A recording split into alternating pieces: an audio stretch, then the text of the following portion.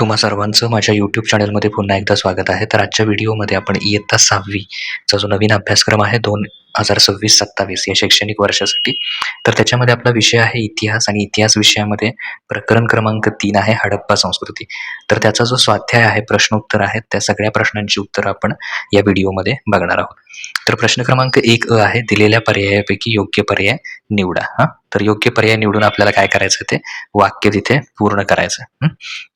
तर याच्यामध्ये पहिला आहे, हडप्पा संस्कृतीचा शोध या नदीकाठी लागला. तर आपल्याला जे 4 पर्याय दिलेले आहेत त्यातला अचूक पर्याय आहे सिंधू. हे बाकीचं काही कंसातलं लिहू नका.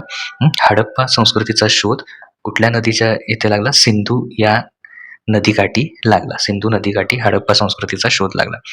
हडप्पा संस्कृतीतील महास्नानगृह कुठे सापडले? कुठल्या ठिकाणी सापडले? मोहेंजोदडो या ठिकाणी सापडले. हडप्पा संस्कृतीतील या शहराच्या ठिकाणी गोदी सापडली. तर कुठे सापडली गोदी? लोथल या ठिकाणी गोदी सापडली. त्याच्यानंतर प्रश्न क्रमांक 1 चूक की बरोबर ते लिहा. दूरवरच्या प्रदेशांशी असलेला व्यापार हे हडप्पा संस्कृतीच्या विस्ताराचं प्रमुख कारण होतं. दूरवरच्या म्हणजे लांबच्या प्रदेशांशी व्यापार हे हडप्पा संस्कृतीच्या विस्ताराचं प्रमुख कारण होतं. तर हे बरोबर आहे.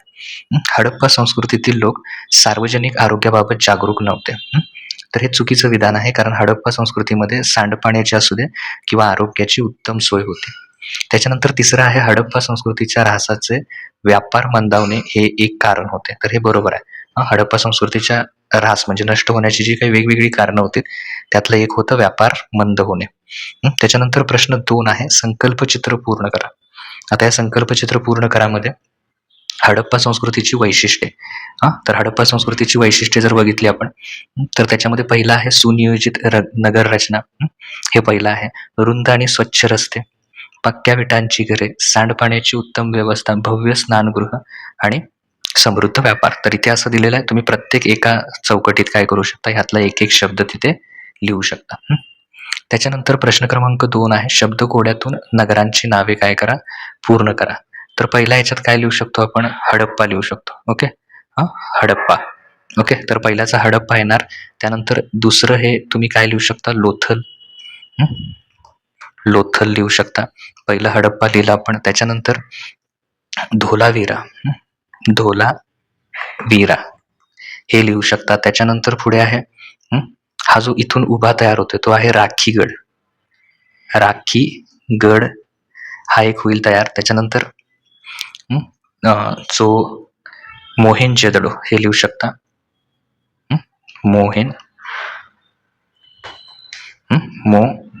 त्याच्यानंतर हे टीममध्ये अनुस्वार द्या, मोहे जो आहे तिथे दडो.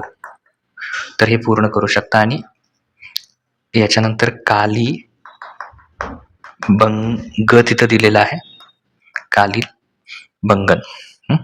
तर ते लिहू शकता. त्याच्यानंतर पुढे आहे प्रश्न क्रमांक 3, टिपा लिहा.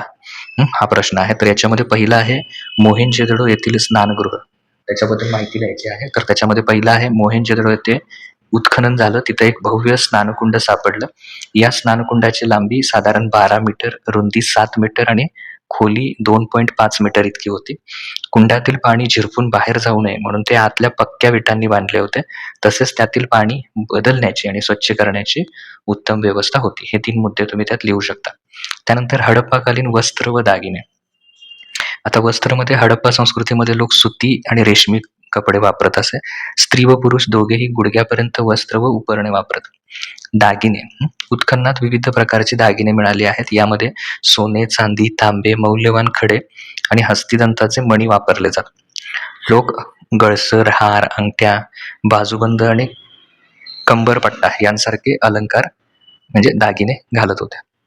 त्याच्यानंतर हडप्पाकालीन कला आणि मनोरंजन. तर त्याच्याबद्दल माहिती लिहायची आहे. हडप्पा संस्कृतीतील लोक धातुकाम, मूर्तिकला, मातीची भांडी बनवण्यामध्ये कुशल होते. उत्खननात सापडलेली कांस्य धातूची नर्तकीची मूर्ती आणि राजा धर्मगुरूचा पुतळा यांच्या उत्कृष्ट कलेची उदाहरणं आहेत. या कलेच्या मातीच्या भांड्यावर अप्रतिम नक्षीकाम केलेलं आढळतं. मनोरंजनाच्या बाबतीत मुलांसाठी मातीची विविध खेळणी जसे की बैलगाड्या, शिट्ट्या, भिंगऱ्या आणि प्राण्यांच्या प्रतिकृती बनवल्या जातात. तसेच फाशांचे खेळ आणि नृत्य गायन ही मनोरंजनाची साधने सुद्धा असावीत असं त्याच्यावरून लक्षात येतं. त्यानंतर प्रश्न क्रमांक 4, पाठातील नकाशाचे, आपल्या पाठ्यपुस्तकामध्ये जो नकाशा दिलाय त्या नकाशाचं निरीक्षण करायचं आणि प्रश्नांची उत्तरं लिहायची. त्याच्यामध्ये पहिलं आहे, भारतातील राजस्थान या राज्यातील हडप्पा संस्कृतीच्या कोणत्याही एका स्थळाचं नाव सांगा. तर राजस्थानमधील कालीबंगन लिहू शकता तुम्ही. भारताच्या आंतरराष्ट्रीय सीमेबाहेर, आत्ताची जी आंतरराष्ट्रीय सीमा आहे त्याच्या बाहेर हडप्पा संस्कृतीच्या कोणत्याही एका स्थळाचं नाव लिहा. तर हडप्पा, मोहेंजोदडो, चुहनदडो पाकिस्तानमध्ये. तर त्यापैकी कुठलंही एक तुम्ही काय करा, लिहा. मंडा हे हडप्पा संस्कृतीचे स्थळ कोणत्या नदीच्या तीरावर आहे? तर ते चिनाब नदीच्या तीरावर आहे. त्याच्यानंतर दायमाबाद हे हडप्पा संस्कृतीचे स्थळ वर्तमान काळातील भारतातील कोणत्या राज्यात आहे? तर ते कोणत्या राज्यात आहे? महाराष्ट्र. त्याच्यानंतर पुढे प्रश्न क्रमांक 5 आहे, खालील प्रश्नांची सविस्तर उत्तरे लिहा. तर त्याच्यामध्ये पहिला आहे, हडप्पा संस्कृतीतील सुसूत्र नगर रचना ही आजच्या शहरांच्या नियोजनासाठी आदर्श कशी ठरू शकते? त्यावेळची जी नगर रचना आहे ती आत्ताच्या शहर जर नियोजन करायचं असेल त्यासाठी आदर्श कशाच ठरू शकते हे स्पष्ट करा. तर याच्यामध्ये हडप्पा संस्कृतीची नगर रचना अत्यंत पुढारलेली आणि शिस्तबद्ध होती. आजच्या काळातही ती खालील कारणांमुळे आदर्श ठरते. त्याच्यामधलं पहिलं कारण आहे रस्ते व आखणी. तेथील रस्ते एकमेकांना काटकोनात छेदणारे आणि रुंद होते, ज्यामुळे शहरात चौकोनी मोकळ्या जागा तयार होत. आजच्या आधुनिक ग्रीड पद्धतीच्या शहरांसाठी ही रचना उत्तम आहे. दुसरं आहे घर बांधणी. घरे पक्क्या विटांची आणि सुरक्षिततेचा विचार करून बांधलेली असत. घरांमध्ये मध्यवर्ती अंगण आणि भोवती खोल्या असायच्या. त्याच्यानंतर पुढे आहे सार्वजनिक आरोग्य व सांडपाणी व्यवस्था.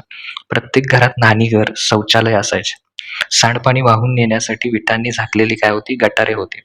आजच्या शहरातील कचरा आणि सांडपाण्याच्या समस्येवर मात करण्यासाठी ही बंदिस्त गटार यंत्रणा अतिशय प्रेरणादायी ठरत होती.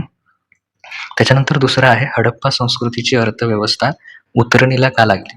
त्याची कारण म्हणजे का त्याचा ऱ्हास होत गेला हळूहळू? हडप्पा संस्कृतीची अर्थव्यवस्थेचा मुख्य कणा हा शेती आणि अंतर्गत परकीय व्यापार होता. ती उतरणीला लागण्याची प्रमुख कारणे खालीलप्रमाणे. पहिलं होतं नैसर्गिक आपत्ती. नद्यांना येणारा महापूर, हवामानातील बदल, सततचा दुष्काळ किंवा भूकंपासारख्या नैसर्गिक आपत्तींमुळे शहरे उद्ध्वस्त झाली. पर्यावरणाचा ऱ्हास. नद्यांचे प्रवाह बदलल्यामुळे पाण्याचा तुटवडा म्हणजे कमतरता निर्माण झाली, ज्यामुळे शेती व्यवसाय जो आहे त्याला मोठा फटका बसला. व्यापार मंदावणे. मेसोपोटिया आणि इतर दूरवरच्या प्रदेशांशी असलेला सागरी आणि भूमीवरील व्यापार काही राजकीय आणि प्रादेशिक कारणांमुळे हळूहळू काय झाला? मंदावला, कमी झाला. यामुळे नगरांची आर्थिक स्थिती कमकुवत होऊन लोक लहान गावांकडे स्थलांतरित झाले आणि संस्कृतीचा काय झाला? ऱ्हास झाला. तर ही सगळ्या प्रश्नांची उत्तर आपण बघितली, प्रश्न 1 ते 5. त्याच्या पुढची जी आहे ती कृती आहे. ते कृतीयुक्त प्रश्न तुम्ही स्वतः तयार करू शकता किंवा पुढच्या व्हिडिओमध्ये आपण बघूया. तुम्हाला हा व्हिडिओ कसा वाटला ते कमेंट सेक्शन मध्ये नक्की सांगा.